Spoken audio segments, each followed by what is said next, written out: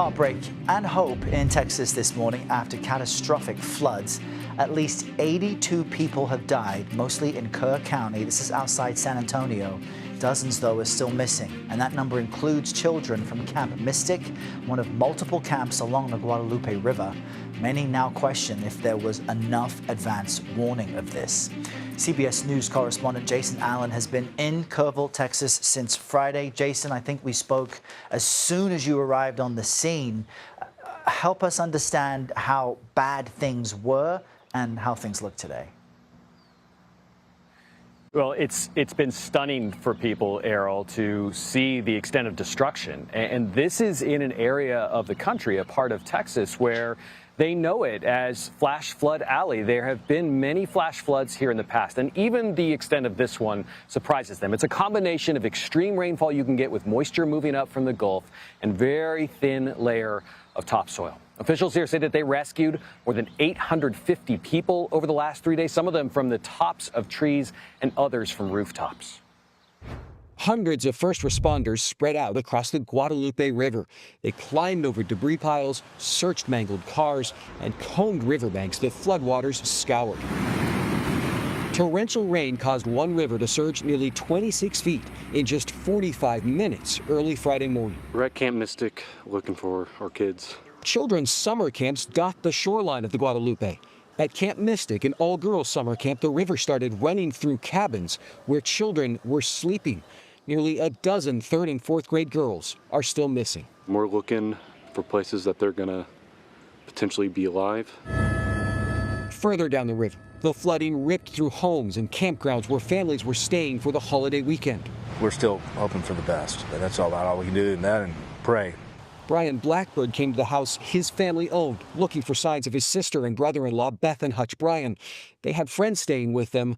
Only one escaped. He said he and Martha made their way fighting the current around the house, and that's when she got swept away. Amid the heartbreak, incredible stories of survival. All of a sudden we just hear somebody say, "Help, help." Sisters Natalie and Emily Rayford said they spent 20 minutes trying to pinpoint those screams. Then they said an 8-year-old girl who had floated 6 miles from Camp Mystic appeared from a pile of debris. Did you ask her what had happened, how she was able to make it? Yeah, we asked her what happened, and she said that her cabin was flooding and someone opened a window and she just flew out of it. The sudden rush of water reached this RV park, packed with campers. Everybody on the level where the water is in right now, they were barely getting out with their pajamas on and their dogs. And their Lorena Guillen said in the rush to wake people up, they could only watch helplessly as one family was swept away. Just hearing those kids screaming, it was very, very difficult. Texas Governor Greg Abbott said no one anticipated the severity of the storm. The moment in time when they knew the magnitude of the water, it's a difficult decision whether or not to begin evacuating people or not. And despite deadly floods here in the past, there is no outdoor warning system here, no sirens that you will find in other parts of the state. Instead, they rely on forecasts and rely on predictions from the National Weather Service. Now, local officials have talked for several years about adding one of those systems, specifically back in 2017. They balked at the time because of the cost. Greg Abbott did mention yesterday that the state is going to look now at fixing that, and Errol, President Trump is expected to visit the area on Friday. Yeah, wow, such an eye-opener for so many people. Jason, you got so many incredible stories from people there over the weekend. What are you seeing today? You know what really stands out to me, and especially from this position here, Errol, is how you look around and away from the river. We're about 100 yards or so. It doesn't look like anything happened. The leaves are still on the trees, very different from when we would be in a hurricane zone or after a tornado or a fire. And yet when you get up close to the river in the impacted areas, it's unrecognizable. In some cases, I've had to ask people what was here because you can't tell. Everything has been washed away.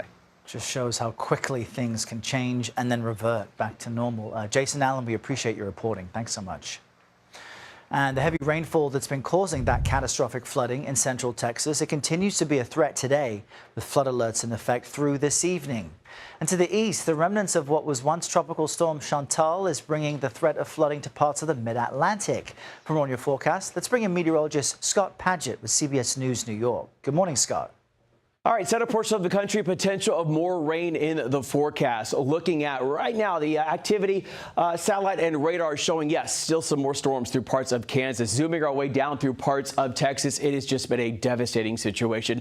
Recovery efforts continuing and flood alerts still through parts of central Texas. More flooding rain cannot be ruled out. From there, turning our attention closer towards parts of was Chantal, continuing to work its way off towards the northeast, raining itself out through parts Virginia. So looking at that just a bit more, you can see making its way from the southwest to the north and east. Zooming our way down, flood alerts also in place. Flood watches through parts of Virginia, stretching away through parts of the Delmarva Peninsula, even closer towards the tri-state area.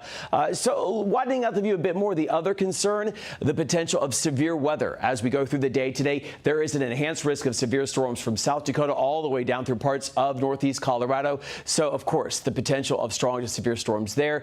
It is something we will continue to keep our eyes on and make you aware as we go through the remainder of the day today. Oh, Scott, thank you very much.